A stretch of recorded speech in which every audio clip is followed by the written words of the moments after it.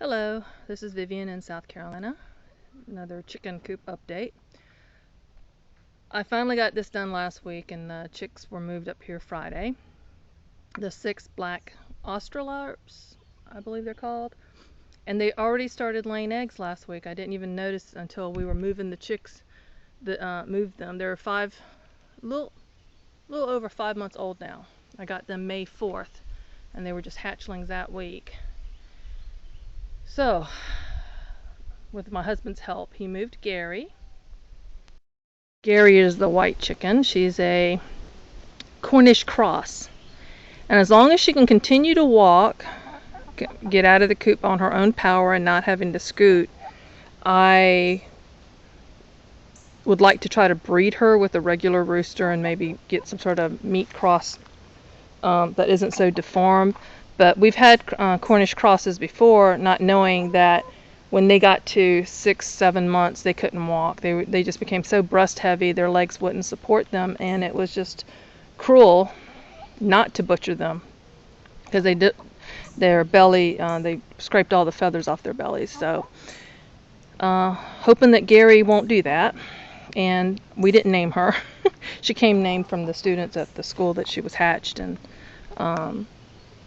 raised to a certain size. But anyway, so here, the roof is done. And yeah, that's a little bit overkill, but I prefer that. I got asked by somebody else about if I was worried about predators digging through. We've not had that problem yet, and I still plan on doing something, and it's just a matter of time and money and materials getting stuff out here to make it a little bit more difficult for anything to dig under. I used the A-frame, the old A-frame, and added the supports on the side to go since this is much wider, and I didn't want to put other supports, vertical supports in here. I put the tarp up here because this thing gets full sun for a few hours every day, and they go into the coop, and I know it's not that much cooler inside a metal coop, so I put the tarp up, and that was an exercise in comedy, actually. So the door works. I just finished that, and I put 2 screws in the bottom so I don't pull it up too high, so that I don't have to worry about it falling back in between the 2 slats that are down there. And then it's got 2 slats at the bottom that it rests in between. And a simple S-hook is tied to this end. Woo! Down. Back up. I don't know how long this is a cheap rope. I probably need something a little bit better. But for now, that's working. And I'm not closing it up at night. They go in, I leave it up, but I want the option of being able to close it sometimes. So while they're all out in the run, I'll show you the inside. They've gotten to laying in the corner over here. And this roost, I like to put a little bit better support, but I've got this here so they don't fall forward. And in the wild, they go on tree limbs, so this is sturdier than most tree limbs and more comfortable for their feet. I used 2x3s, which is good for their claws without hurting their feet. So I had 2 water buckets in here for them when I initially put them up here so that they would have access to water without leaving the coop. But I've got the second one put out. And even though they're laying in the corner, I went ahead and put some other eggs. I can't find my fake eggs, at least in the bottom ones. So they've been going in there and just kicking the stuff out. So I still want to build little perches on the outside of this, and I just hadn't gotten around to it, the nesting boxes. And then I just used some plywood and 2x3s to close up the top part. And I measured the top here and made the whole thing the same distance, and that was a mistake because somehow I lost 2 inches coming down, a little bit over 2 inches. But that's okay, it still works, and actually that may be better for me because when I close the door, I have a hook and eye that I want to put in here, but I'm going to put a piece of scrap wood back here so that the screw will have something to go into and support itself, and hook it that way. Not that I don't think a critter's going to be able to easily open this door, but I don't want someone to just walk up here and open the door not realizing that there could be chickens on the other side that they're going to freak out. This side is still unfinished. I just put some bungee cords that I shortened with a knot as safety latches for the cabinet doors. So hopefully if they start laying eggs, and when we move the more mature chickens over here, they'll use those nesting boxes. Funny thing, since the snake video, a couple of the chickens refused to go in the next nesting boxes and they're laying on the ground again. So things like that, they do remember. They may not know why they're doing it, but they do it, and I got to figure out how to untraumatize them and put them back to laying the eggs where they're supposed to. And putting feed and doing stuff, I put my tools in here because it's been raining off and on today. But I'm excited. I'm so glad to get them out of that small coop that they had definitely outgrown a couple of months ago. I should have moved them, and it just getting everything else done and finishing up other things. I'm still not 100% finished with the old coop. Still need to finish the roof and redo the tarp over there, do a better job of it like I did over this new one. I've got it all wired down in the eyes, the grommets. So it's never ending. I want to hinge the nesting boxes, the lid on the nesting box, so that I don't have to worry about it sliding off. But progress. I feel better. I'm happy about it, and I couldn't have done it without the help of my husband, who came and just, he really, poor man, I work him too hard.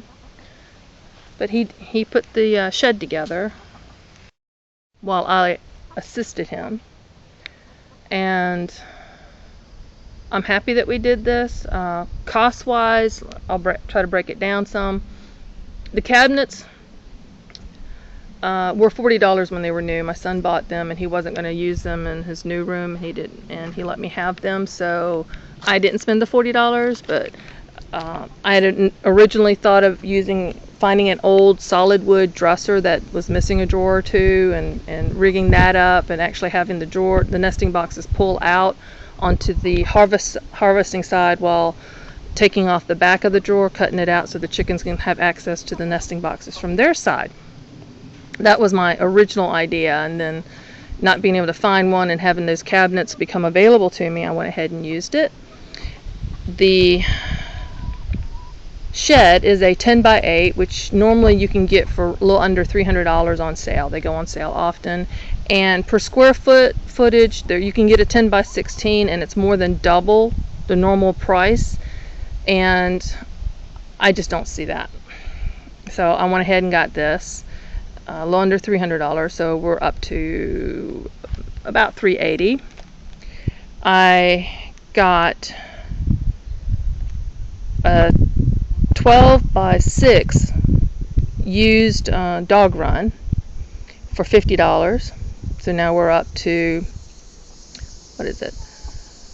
I got to do the math in my head. Oh no. 380 plus 50, 420. 430, excuse me, 430, and another 200. So for the 10 by 10 run, so that's $620, and then another $80 for the 2 by 4 fence, 4 foot wide by 100 feet of welded wire fence, and so that gets me up to $600. I'll do the math and correct it in the comments. And reusing some of the stuff from down there, so whatever supports depending on how big you make your run. So we're looking at